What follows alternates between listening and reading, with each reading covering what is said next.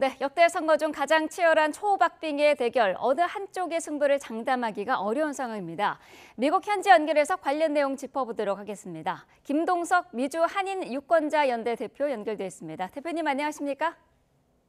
네, 안녕하세요. 네, 자, 두 후보의 유례없는 초박빙 구도여서 결과 예측이 쉽지 않은데요. 지금 현재 분위기는 어떻습니까?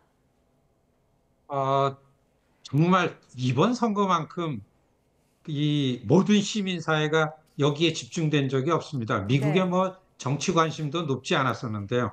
저도 이번이 7번째 대통령 선거를 직접 겪으면서 정말 모르겠습니다. 네, 아시겠지만은 지금 양쪽 후보가 아주 상반된 후보입니다. 여성과 남성이죠. 흑인과 백인이고, 그 다음에 이 진보 좌쪽에 있는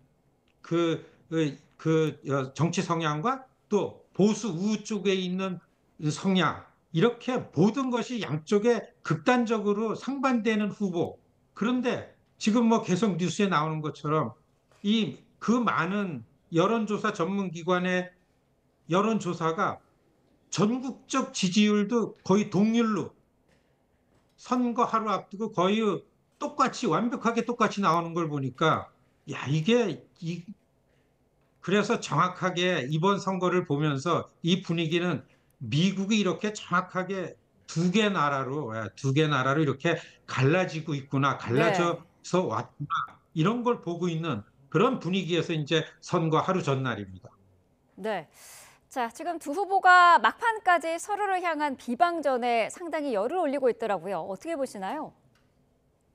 그렇죠. 처음에는 이제는 트럼프도 이전하고 같지 않다 음, 해가지고서 좀 정상적인 캠페인을 하려고 그러다가 네, 역시 그게 아니었었습니다. 더더군다나 선거 막판에 오니까 그리고 이번처럼 선거가 아주 작은 몇 곳에서만 선거 운동이 있습니다.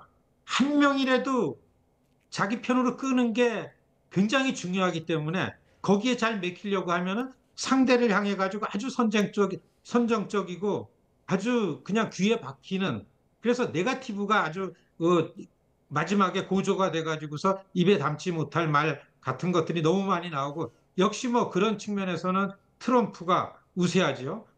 그런 상황에서 네거티브가 선거 막바지에 막말 선거 운동이 하루 전에도 이렇게 행행하고 있다. 이렇습니다. 네.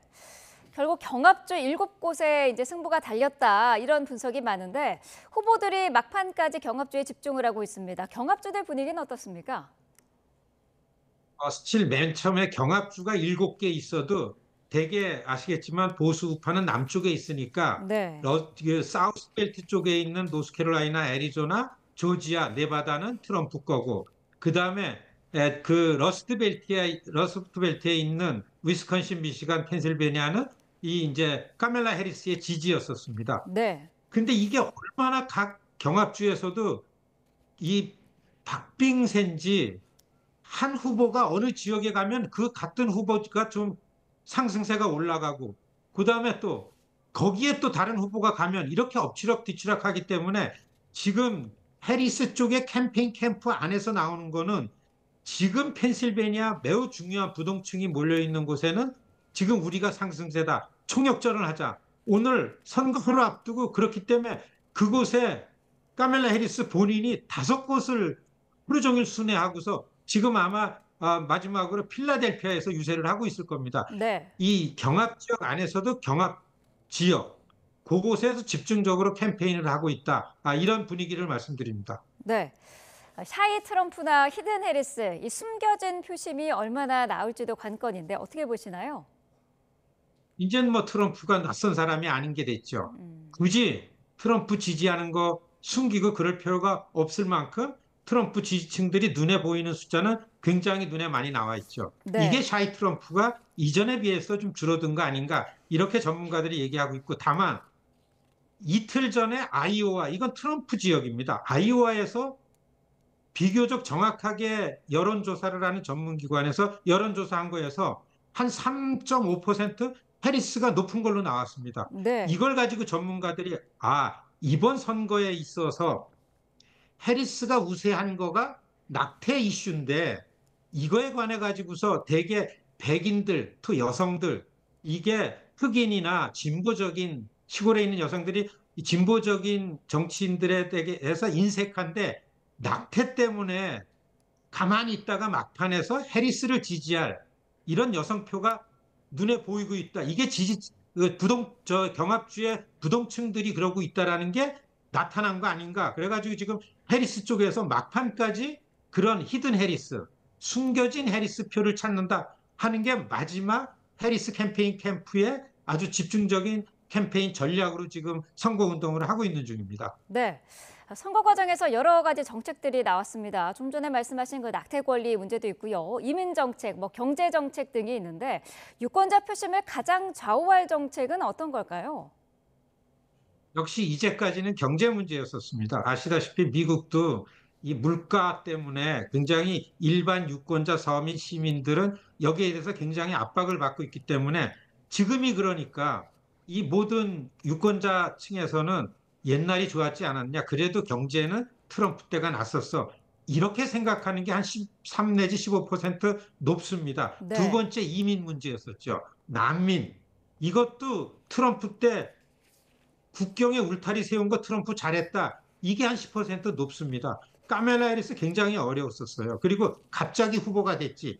이슈를 가지고 세 번째 있었던 낙태 문제에 있어서는 그래도 이게 선거판의 핵심 이슈인데 이거에 있어가지고 여성들로부터 시선을 많이 받고 있다. 이게 이제 해리스의 강점이었는데 이런 이슈가 지금 미국 선거판에서 이제까지 이슈로다 끌고 왔었는데 막판에 세 번째였던 낙태 문제가 여성들이 이걸 보고 이전에는 이게 종교적 관점에서 여성들이 평가하는 게 있었는데 지금은 많이 개방이 돼서 낙태는 여성 권리다. 이게 여성 다수다.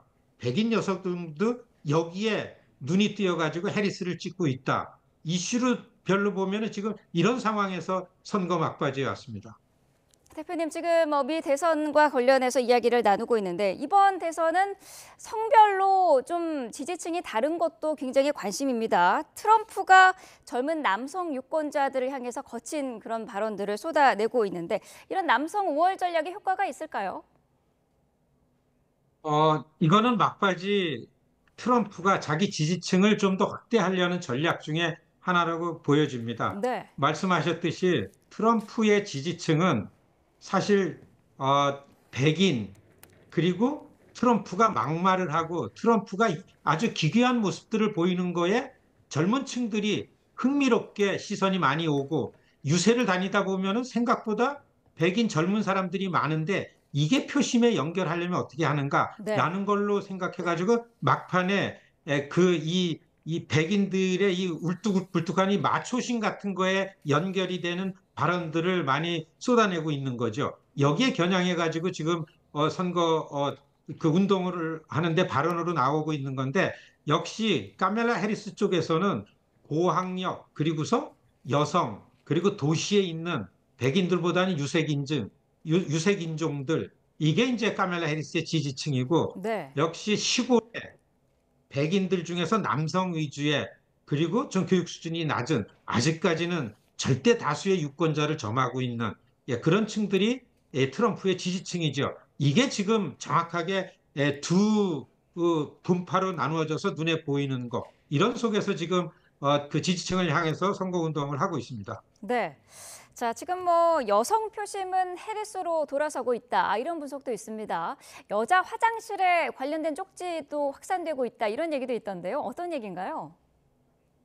그렇습니다. 이게 사실 그 아까 말씀드렸던 것처럼 샤이 트럼프 같은 그런 그 내용인데요.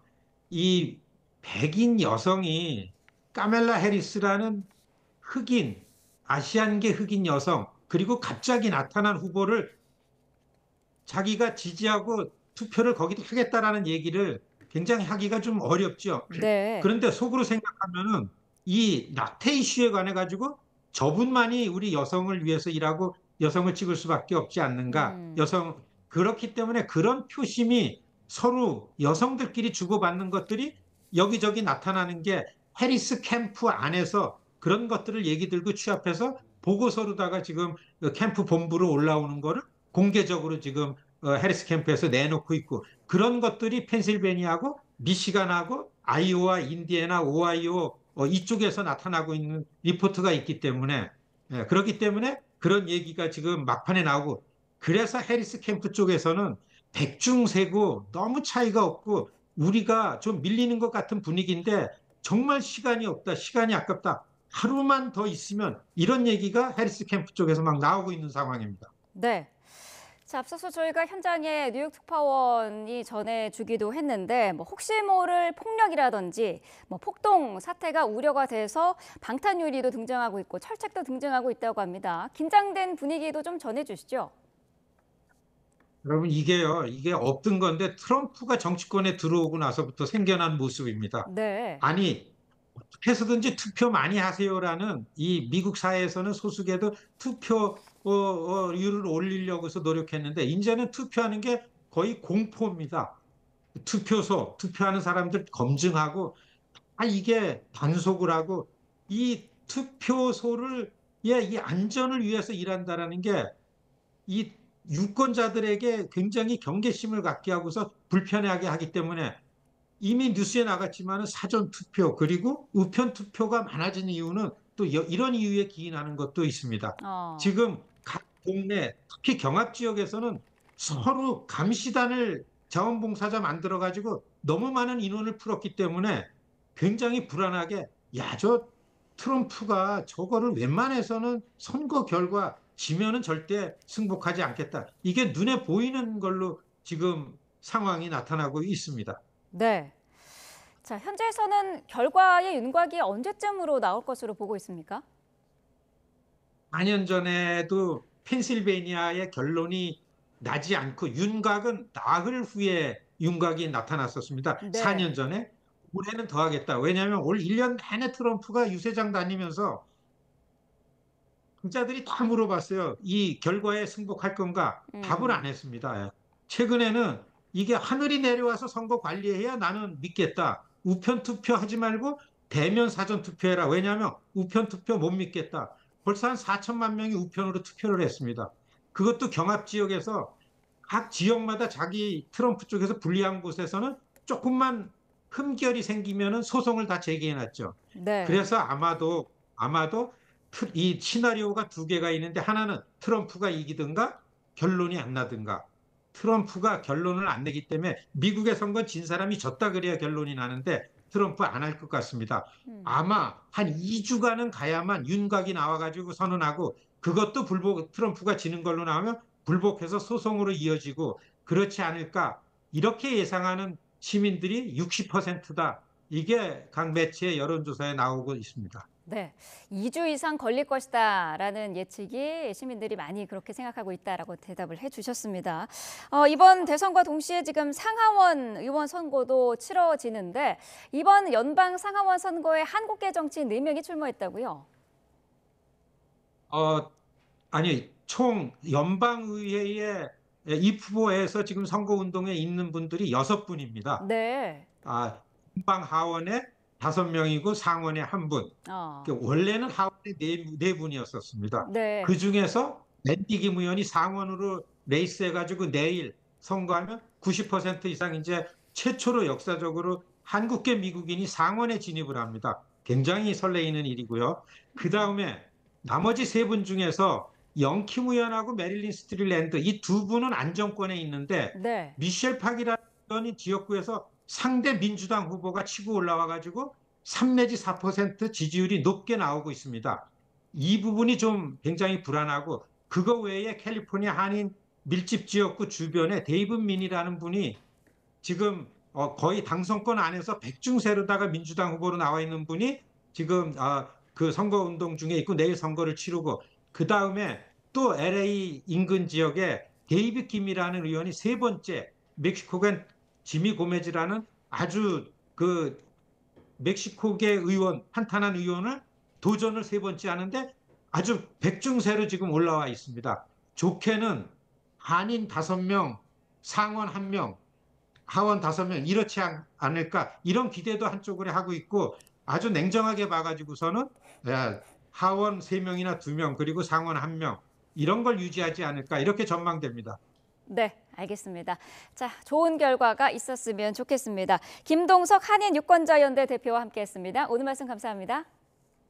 네, 고맙습니다.